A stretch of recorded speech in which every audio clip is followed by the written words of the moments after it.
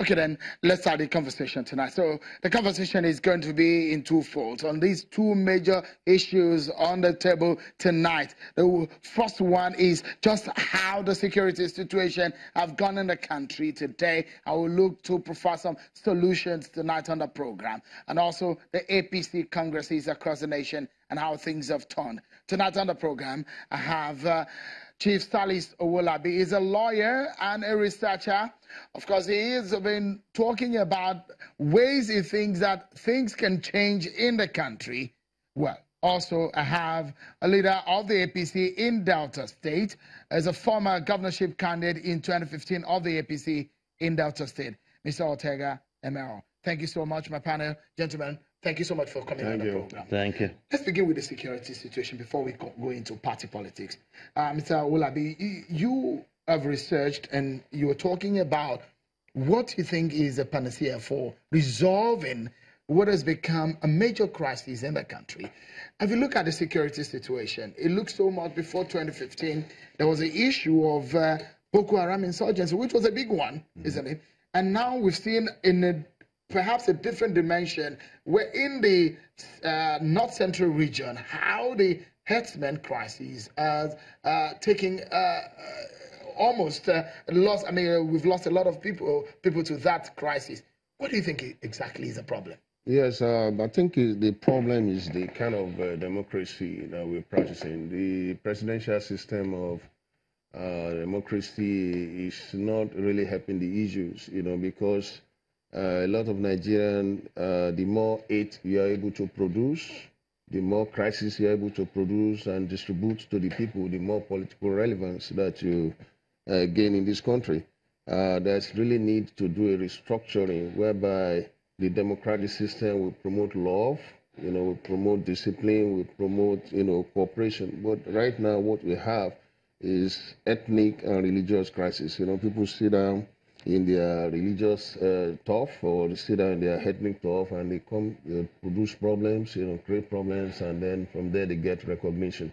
So we have it, it's a big challenge to the state, but I want to give a credit to Mr. President, when it comes to political killings, I think in the last 3 years we have less compared to what obtains, in the past 15 years. I remember when Funsho Williams was killed, I was in Lagos then. I remember Bola Ige's era, and I also remember Arimashal. So these political killings, as far as my evaluation is concerned, is kind of reduced. But what do you think about when some members of opposition and some people will say they have dissenting voices and what they have claimed as threat to their lives? It's a form of insecurity also. Yes, I mean, there are various forms of security, we call it hazard, so this is something he has to cry out. I mean, the governor did cry out. He said it. That's what he said, but it's not what has happened. Saying something is coming is different from something that has happened. So if you look at it, it's a big challenge, and I think there's been a mop-up. I'm not speaking for the president, but there's been a mop-up of arms and ammunitions recently when it comes to arms and ammunitions in the hands of politicians, in the hands of, you can see what happened recently regarding some senator. I mean, so many of these politicians, they have miscreants, that they send out there, to go and commit, atrocities. And this has to stop so that politics can be something a lot of gentlemen can come into play. So when you say that the system of government that we operate, you criticize the presidential system of government. What would you say is the best for us? It's not.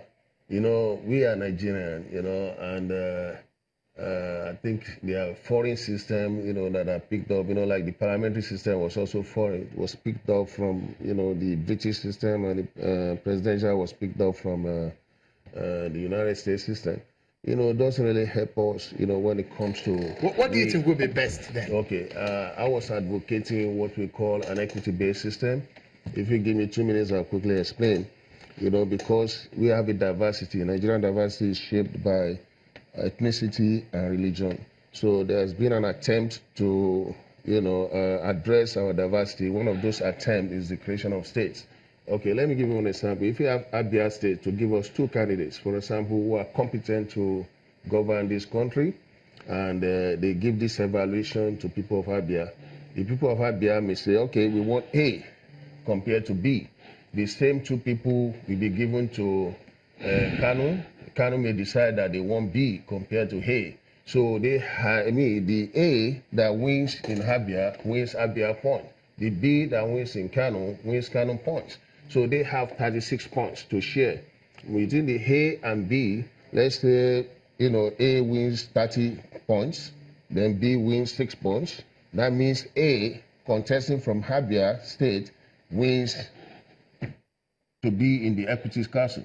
That's 30 to 6. In the same way. Where is this style practice? You see, I developed this in 1985 in Ahmadu Bello University. You see, it's not something that's been practiced before, but something that is blended to address Nigeria's diversity. Let me come to Chief Emerhor here. You are from the Niger Delta region. And if you look at the security situation in the country, before now, we have a very major crisis in your region.